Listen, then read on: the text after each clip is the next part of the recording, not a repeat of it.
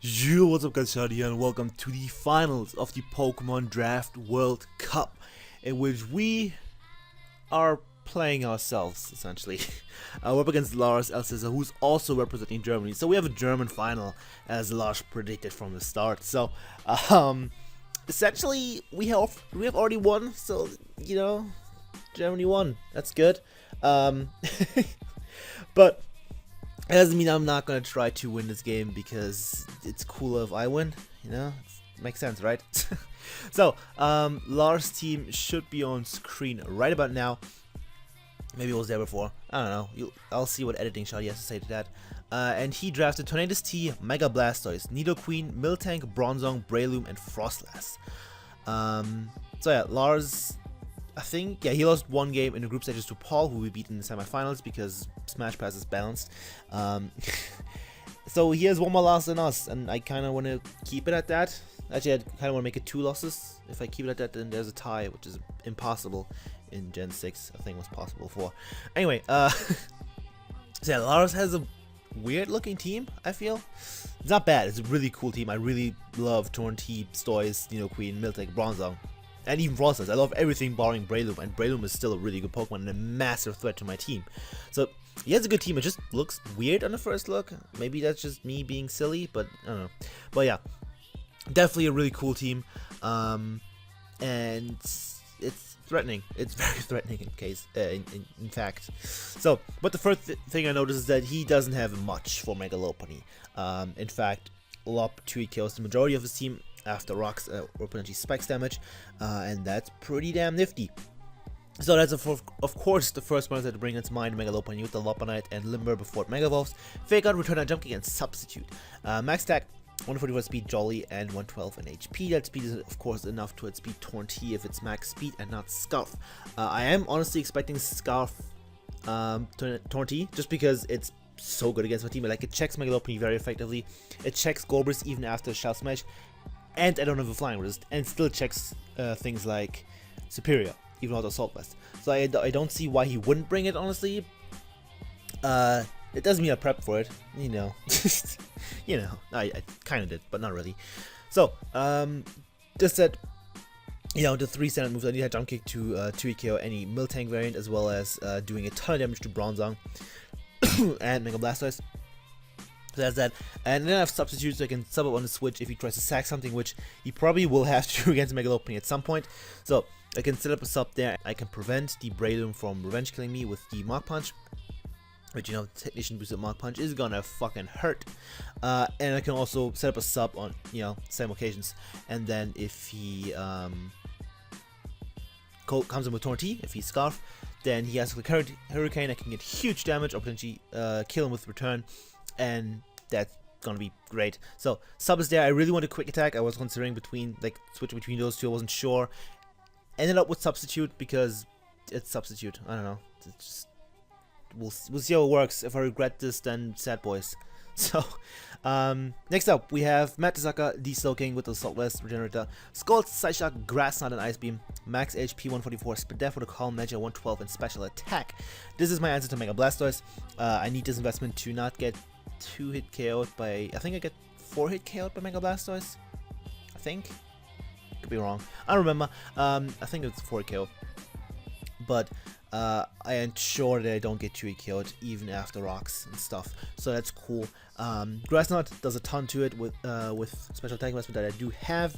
And then Scald, Psyshock, Ice Beam, which is good for his team. I didn't need a 4th move, so I was considering, you know, what I want, and I ended up going with Ice Beam to hit the Tornadus if it's not Assault Vest. So, you know, there's that, because I'm pretty sure Psyshock still does more if he is AV. But again, I'm expecting Scarf, so Ice Beam is the better option there. So, yeah, that's looking. Next up, we have Worst Rufflet, the Bravery with the Choice Scarf, Kenai, which I forgot to change it to Defiant, but it doesn't matter because he doesn't even have a default user. So there was no point in me actually running Defiant, so it doesn't matter. Brave Bird, Shadow Claw, U-Turn, and Superpower.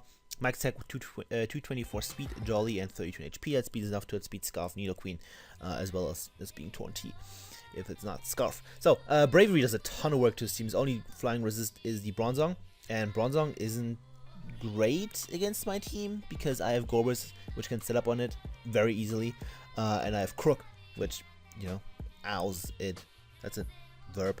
So yeah, Superpower is there for Miltank.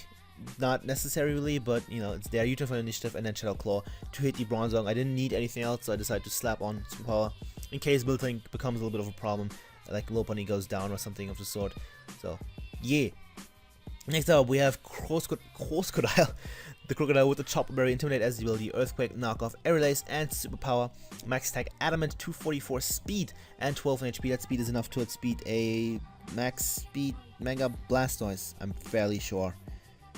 Yeah, probably. Seems about right. So, the thing, I have Chopper Berry again for Breloom. So if I'm at full health, I can shoot a Mach Punch, especially if I get the Intimidate off, and I can plop him with an Aerial, and that's gonna be great. The Intimidate is also cool for switching into Bronzong, so I don't take as much from things like Durable Ball or Heavy Slam. And yeah, that's pretty much it. Also, if you for some reason decide that Aura Sphere is the move to click against this with Stoice, which he is not going to do, then I guess that helps. It's just there for Brandon. So yeah, you think there's a ton of work to see. He doesn't have a good switch in, so that's cool. Aerial Ace, as I said, for Breloom, and Superpower to hit the Miltank once again, just in case. I just wanted to have fighting coverage in case I think it becomes a problem. Then we have Bert, the Fortress with the Occa Berry. Overcoat has the ability for Breloom, of course. I don't know why I thought about that. Spike, Stealth Rock, Hidden Power, Flying, and Volt Switch. Max HP 156 defense, and a Bolt Nature and 100 in Speed F. This is my dedicated answer to Breloom. This is the only thing in my team, in fact, that I can deal with Breloom, so I kind of had to bring it. I guess Superior could, maybe? I don't think it could very well. Maybe. But yeah, this thing is there to set up them hazards and check the Breloom. Occa Berry is just there in case I want to take a Heat Wave from the Torrentine. Not that I'm going to do anything back to it, but also if he has a Natural Gift or Hidden Power Fire on his Breloom mainly. Those are the main. That's the main reason I want this. Also allows me to take a Flamethrower from Nidoqueen and a Fire Blast probably as well. And if he has like HP Fire Frostless, can I stop burping? And Fire Punch Miltank, then I guess it's helpful for those two. I need HP Flying because it's the only thing that actually hits Breloom, whichever one you go with, for decent damage, barring like Explosion. So I kind of had to bring that. And then Volt Switch for Momentum. You know, Fortress does what Fortress does. It's not very great in this matchup, but it kind of deals with Breloom. That's all I needed for also setting up hazards. Last but not least, we have the star of the show so far this tournament. We have Uziel de Gorbis with the White Herb. So some Surf, Ice Beam, Hippo Grass, and Shell Smash. 200 Speed, Timid, 92 in HP, and 216 Special Attack. The thing is, as always, just going to be there for late game. If Torrentine is gone, then I can do work to his team. If Breloom is gone, preferably as well, and Mega Blastoise is weakened. So it doesn't just sweep his team. He has okay answers to it, but I can set up on the Bronzong. If he doesn't have 2F, I can, or gets a Body Slam power, I can kind of set up on Miltank. And that's pretty much it. The HP investment is there so I can guarantee to live a Torrentine's Hurricane after Rocks. I feel like that's what it was. So yeah, maybe Gorbis can snatch a couple more kills. That'd be nice. So yeah, Surf, Ice Beam for those. I think Surf ensures some KOs and stuff as per usual. Ice Beam for Torrentine. And Breloom, of course, and Hippo Grass for the Mega Blastoise. So that's going to be a team that's going to hopefully get us the victory. If it doesn't, then things happen. I don't care that much if I don't win. But I'm going to try, because Pokemon, you try to win, usually. I'm going to pause and we get right into the final match of the Pokemon Draft World Cup. Okay, so with the game, and as you can see, Lars decided not to bring his Bronzong, which makes sense because it's set up for Gorbis, and in general it's not super necessary against my team. I should also mention that Superior is going to end the tournament with no kills because it hasn't managed to get one all tournament. It's really sad. You didn't get to hit the field when it had a good matchup, when it had a bad matchup, and I just brought it for support. It obviously is not going to get killed as a support mon. So yeah, rip Superior. I still love you. I still want to use you in a real league, I guess, where I have more time to use you with proper teams, like more than 7 Pokemon. That'd be cool. So this is the final matchup. Looking pretty cool for me to some extent, barring that Torrentine, which is essentially the only really big threat that can check anything else. Breloom can definitely be a problem late game. Mega Blastoise, I need to hope that he doesn't crit or flinch my Slowking, otherwise I'm gonna be in some trouble. Same goes for Nidoqueen, you know, if that's like physical, then I have a good switch in, but I can pivot around it with Slowking and Crook. That should be fine. So I'm just going to deal with my Megalovania as, I guess, per usual, because I want to see what his answer is to this. What does he decide to switch into? So he does leave with the Turtle, the Mega Blastoise, so we're both going to get off our Megas, which is fine. I'm going to go for the Fake Out, and that does 15% replacement. He's a very, very bulky Mega Blastoise. So there's a good chance that he's going to go for the Dark Pulse on the following turn, but I'm just going to take it. I'm just going to still go into Slowking. There's no point in me messing around with the threat. I'm going to reveal that I am, in fact, the bulkiest of Slowkings. So I'm just going to go for the safe Grass Knot in case he wants to stay in. He does go into Torntia. It still takes 13%, which should tell me that he is in Assault Vest. I don't think about it really. So I'm going to go into Fortress expecting him to not go for the Hurricane on this bit of Fortress. I could have gone. Okay, I'm going to pause. I was really considering going to Megalovania there, expecting knockoff or U-turn, either or were his plays there. But it just wasn't worth it. It really wasn't. So instead, I'm going to take the opportunity to set my rocks. Actually, I'm not. Okay, I'm going to double out into Slowking. I guess that's a play too. I guess he has Scouting if he is Scarf or not. That's a fair play. So I'm just going to go for the Psyshock and do 39% to the Tornti. That is all fine and dandy. This time I'm going to Zane, chew that U-turn, take it to the face, and go for another Psyshock, and that does nothing to my things. I really should have gone for Ice Beams on, or one Ice Beam on Tornti, predicting it, but it didn't happen. Also, if Paul's talking in chat, we will on call. That's why it looks weird. So I'm gonna go to Crook on the Miltank. Yes, he sets up his rocks. It doesn't matter too much. It's just a little annoying for Bravery mainly. So he goes into Mega Blastoise. Here I go for the knockoff, which is a bad play on mine. I should have 100% gone for the Earthquake, but I didn't want the Tornadus to make to get a free switch in. So you know, it wasn't a good play. I should click Earthquake because then I might. No, I wouldn't have 3K'd it. So yeah, first set of Megastoise is gonna come through, but I'm gonna say and expect him to go for a Dark Pulse once again. But he just goes for Scald, and that's really bad. But he doesn't burn me, so well, fine. And on the following turn, okay, I'm gonna make it what looks like a really weird play, which is going for Superpower. But overall, it was like the safe middle ground play because he could have kept this as fodder and just try to make the cheeky switch into Breloom. Try to superpower it. Aerial Ace doesn't kill this because of his death, so there was no point in me clicking that. I decided to go for Superpower, which does a ton to Breloom, and still kills this. I don't know. Wasn't. I guess if he goes into Melting, I guess wasn't a good play at the time. I was like, sure, let's click Superpower. Doesn't fucking matter, does it?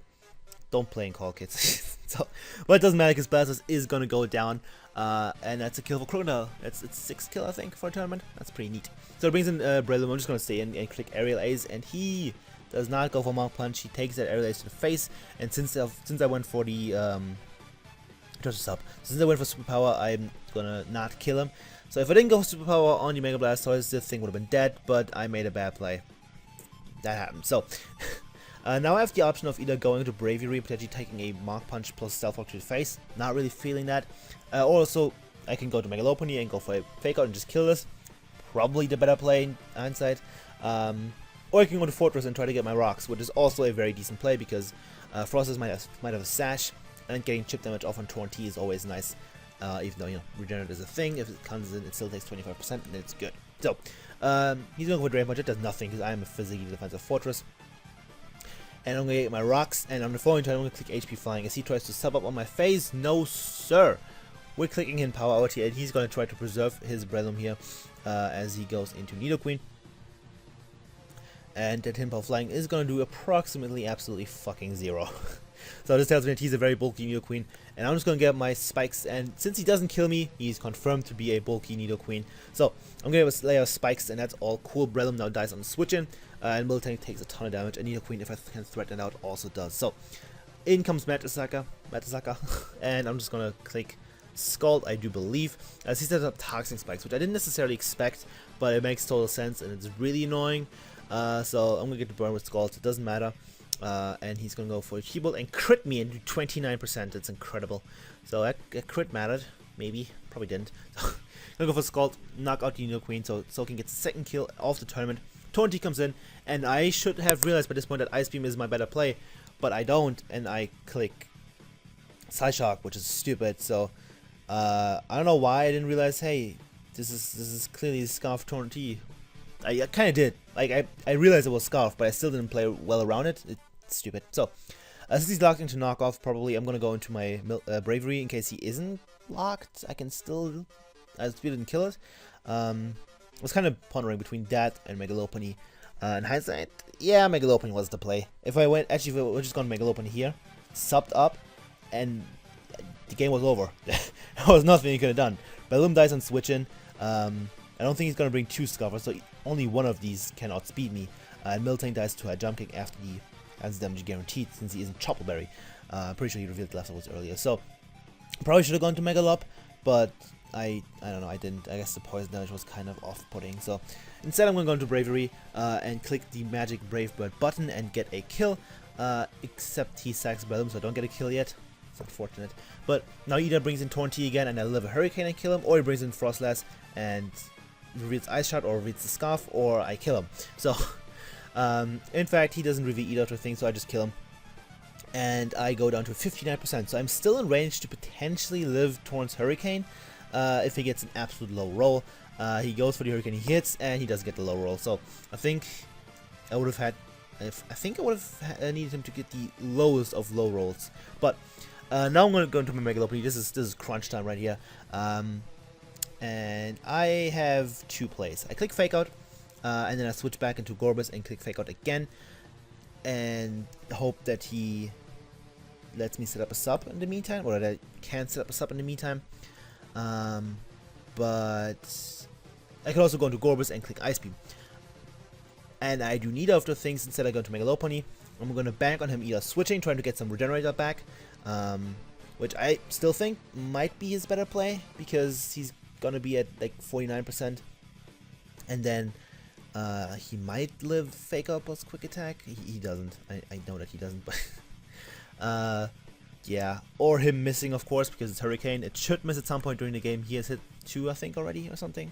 So I'm going to go for the sub here, and he hits the Hurricane and just die. So I didn't click the Fake Out button. I think I would have won if I had done that, because I go for Fake Out. I set Gorbis. I go into Lopunny, quick click Fake Out again, or I sub. I probably sub on the switch, try to make that play, which becomes a 50-50 at that point. And then I win. If Megalopony is behind the sub, it just wins at this point. But I choose to hope that he switches or misses a Hurricane, which is equally as fair of a play, I think. So yeah, Gorbis comes in. I'm going to live that Hurricane like a beast. Get confused, but Gorbis is a monster. It doesn't hit itself. Tornty goes down. Gorbis gets 1 more kill. And unfortunately, I'm not going to be able to knock out the Miltank from this range. In fact, it's actually going to outspeed me because it's a Miltank. I'm a Gorbis. So, Lars takes this one. GG Lars. This is the first time he has beaten me. The child must be so happy. No. GG Lars. That was a good game. I don't think I played it fantastically, but that happens when you don't care quite as much as you probably should. When you're really tired, excuses. You know how Pokemon works. You make excuses if you're a bad player. I make excuses. But no, Lars deserves to take this one. I can talk. And yeah, Germany wins. So I won as well. Yay, I now have more championships than Joel. Fuck you, Joel. Just kidding. But, yeah, that's gonna be it. Make sure to check out RhyQuinn. RhyQuinn's link in the description below. He will do, like, fancy stuff, announcing the winner and shit, and the winner of the Golden Pokeball Award, which you might notice Gorbis may or may not have a good chance at that. So yeah, make sure to head over to RhyQuinn's channel. Also, of course, make sure to check out Lars. I think most of you know him by now. I have recorded with him before, I've played him before, but if you haven't checked him already, make sure to check him out. Lovely guy, really good player. And yeah, that's that. So we lose in the finals. It happens. It's the German final, so who cares really, does it? Right? It stings a little, not gonna lie, but in the grand scheme of things, it doesn't matter too much. It was a fun tournament. I enjoyed myself. My opponents didn't because I had a Gorbis. So, moral of the tournament: Gorbis is a monster in 7 Mon drafts. I don't know about full drafts, really, but hey, 11 kills in how many games? 6 games, I think. Yeah. 11 kills in 6 games is pretty good. Also, Gorbis and Megalopony died for the first time in this game. They didn't die before. That's pretty impressive. So, that's it. Thank you all for watching. Thank you all for the support throughout the tournament. And yeah, we'll be back if this ever happens again. and otherwise we'll be back with more GPC and PPL stuff. There's still one PPL game I need to upload, but I'm lazy. It's gonna happen, I think, probably. And there is GPC playoffs coming up. So, that's it. Thank you all for watching. And yeah, make sure you leave a like, leave a comment, leave some nudes. I will appreciate all 3 of those, and hopefully see you guys next time. Goodbye.